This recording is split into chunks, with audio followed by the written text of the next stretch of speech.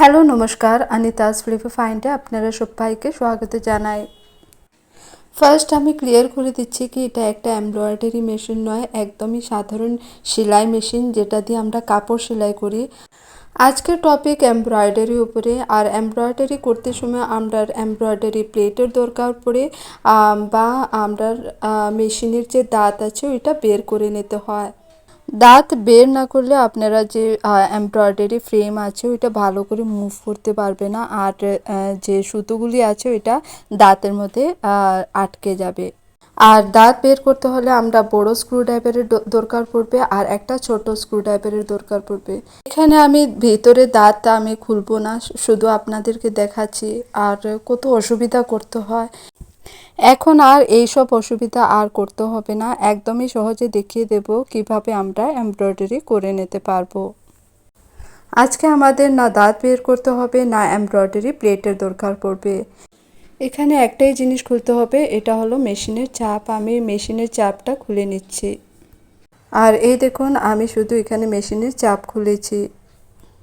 আর যখন আমরা এমব্রয়ডারি করব এই দাঁতের মধ্যে বারবার সুতোগুলি ফাঁসবে, তাই আমরা এই যে দাঁত আছে ওইটাকে কাভার করতে হবে। কাভার করতে হলে আমার এখানে সেলো টেপ নিয়ে নিতে হবে। আর ভালো করে এই দেখুন আমি সেলো টেপ লাগিয়ে দিচ্ছি। আর এইভাবে আমরা সেলো টেপ দিয়ে ভালো করে কাভার করে নিতে হবে। সেলো টেপ ভালো করে লাগানোর পরে দেখবেন ছিদ্রটাও বন্ধ হয়ে যায়, তাই খালি মেশিন এটার উপরে চালিয়ে নিতে হবে। এখন এমব্রয়ডারি করার জন্য আমরা দাঁত বারবার খুলতে হবে না, আর প্লেটেরও দরকার পড়বে না। এমব্রয়ডারি প্লেট যদি নাও থাকে আমরা ইজিলি এমব্রয়ডারি করে নিতে পারবো। এখানে আপনারা দেখতে পাচ্ছেন দাঁত মুভ হচ্ছে, তাও আমরা যে সুতোগুলি আছে এখন আর এটার মধ্যে ফাঁসবে না। এই সহজ যদি টেকনিক আপনারা অ্যাপ্লাই করুন তাহলে বারবার আপনারা দাঁত খুলতে হবে না, লাগাতে হবে না।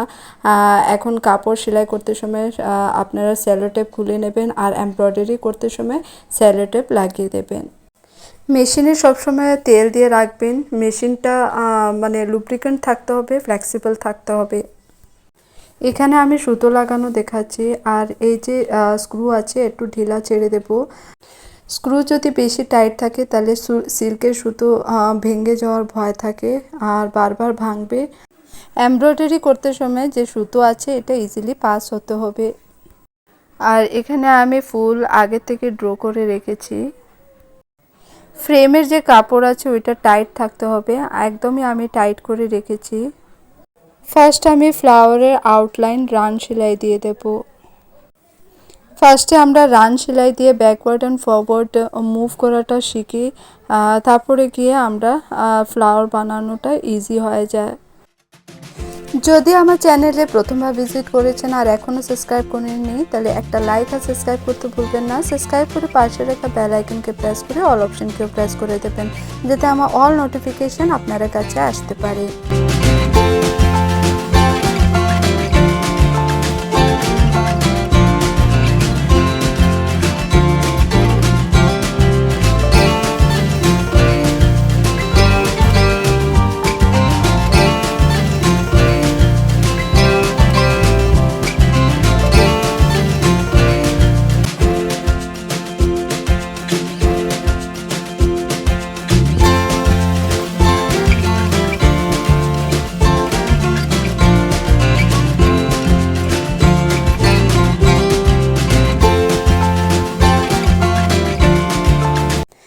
এখন একদম সোজা করে রান সেলাই দিতে থাকবো, আর ব্যাকওয়ার্ড অ্যান্ড ফরওয়ার্ড ফ্রেম আর নাড়াতে থাকতে হয়। এটার মধ্যে অনেকটাই প্র্যাকটিসের দরকার, আর আস্তে আস্তে আমিও শিখেছি।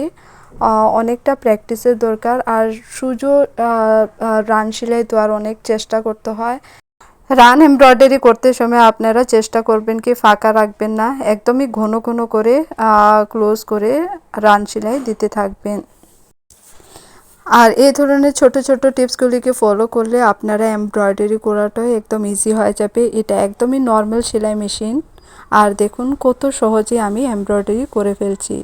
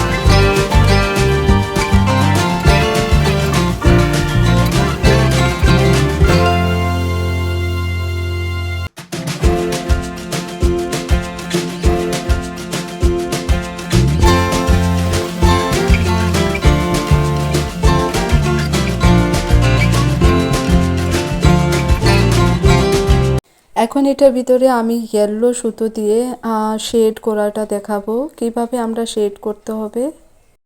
আর ফুলের যে বুটো আছে এটা আমি ভরে ফেলছি রান সেলাই দিয়েই। ভিতরে একটু ভরা সেলাই দিয়ে ওপরে আমি একটু শেড দিয়ে দিচ্ছি। আর ব্লু কালারের ফ্লাওয়ার উপরে ইয়েলো শেড কত সুন্দর লাগছে দেখুন।